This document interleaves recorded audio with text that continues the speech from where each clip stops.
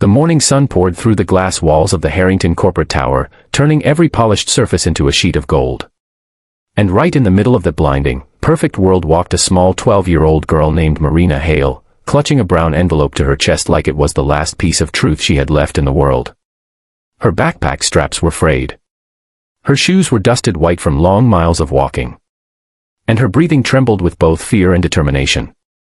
As she pushed open the doors, dozens of suited employees glanced at her with confused curiosity, but Marina kept moving, her eyes fixed ahead. She had come to return something that didn't belong to her, something she found on a park bench 3 days ago, something that could either be meaningless or could change everything.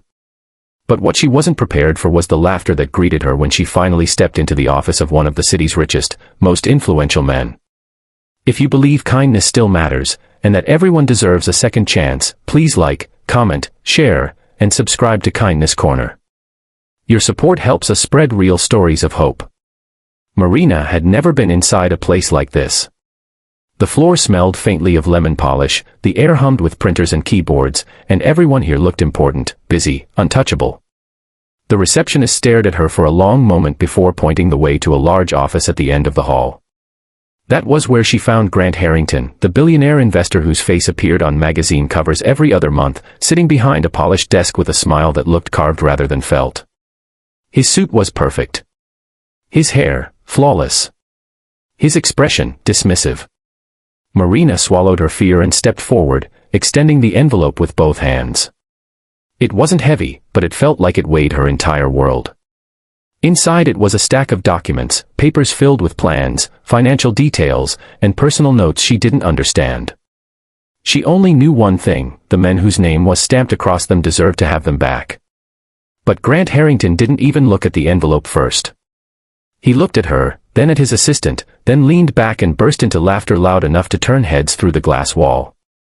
His assistant chuckled with him, exchanging glances that made Marina feel smaller than she already was. Grant assumed she was a prank, a distraction, maybe even someone trying to waste his time. Marina's heart squeezed painfully, but she stood her ground. She explained where she found the envelope, on an old wooden bench near the Riverside Gardens, how she kept it safe and how she used her limited school computer access to track down the company address. But every word she said only seemed to amuse him more. Grant waved his hand dismissively as if the whole situation was nothing more than a child's silly game. And in that moment, Marina wished she had never stepped into this cold, gleaming building at all. What Grant didn't know was that Marina's life hadn't been kind. She lived with her grandmother in a tiny apartment where the electricity sometimes flickered, and meals were more hope than habit. She used the same backpack for 4 years. She studied by a cracked window that let in winter air. But she still believed in honesty. She believed lost things should be returned, even when the world didn't seem to care. The walk to the tower had taken her over an hour, her feet aching by the time she arrived, but she had come anyway because something inside her, something her grandmother always called the voice of good, told her it mattered. As Grant continued laughing, Marina lowered her head, suddenly unsure. Maybe she had misunderstood everything. Maybe the envelope wasn't important. Maybe returning it didn't matter. Maybe the world really didn't care about small acts of goodness. But then the office door opened. And a frail, older man stepped inside, leaning heavily on a wooden cane. His name was Arthur Linwood, a retired architect who volunteered in city heritage committees. His hair was silver, and his glasses sat low on his nose, but his eyes, sharp, intelligent, and weary, immediately fell on the envelope in Marina's hands. Something in his expression shifted. A mixture of recognition, panic, relief. Arthur slowly moved toward her, his cane tapping rhythmically against the floor. He asked her one simple question, and Marina explained everything: the bench, the envelope, the search for the address, the walk here. As she spoke, Arthur's hands trembled. That envelope wasn't just a random set of papers. It contained his original hand-drawn plans for a historical reconstruction project, documents he had poured months into and feared he had lost forever when his briefcase accidentally opened on the bench. Grant's smile evaporated instantly. Arthur turned toward him, not angrily, but with deep disappointment. He explained that Marina had returned something priceless, something that represented years of dedicated work and a heritage project that meant everything to him. The billionaire who had laughed moments ago now looked frozen in place, embarrassed, unable to meet Arthur's eyes. For the first time, Marina saw a flicker of humanity behind Grant's polished exterior, a crack in the perfect mask he wore. Arthur thanked Marina gently, but with a weight of sincerity that made her chest tighten. He asked about her life, her grandmother, her school. And as Marina answered quietly, Grant finally understood just how strong, how brave, this young girl actually was.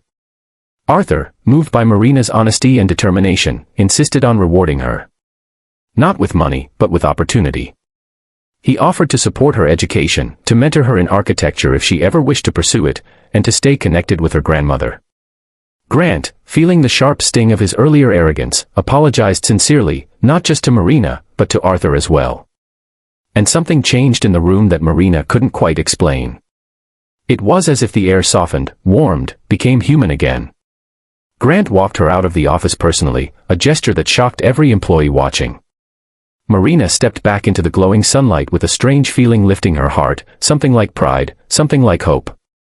She didn't know what the future held, but she knew one thing: she had done the right thing.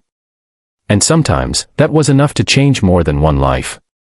If this story touched your heart even a little, please like, comment, share, and subscribe to Kindness Corner. Your support helps us reach more people with stories that remind us humanity still exists. Before you go, comment below, kindness lives on. And with that, Marina walked home under the warm daylight, not knowing that her single act of honesty had set off a chain of kindness that would ripple far beyond anything she could imagine.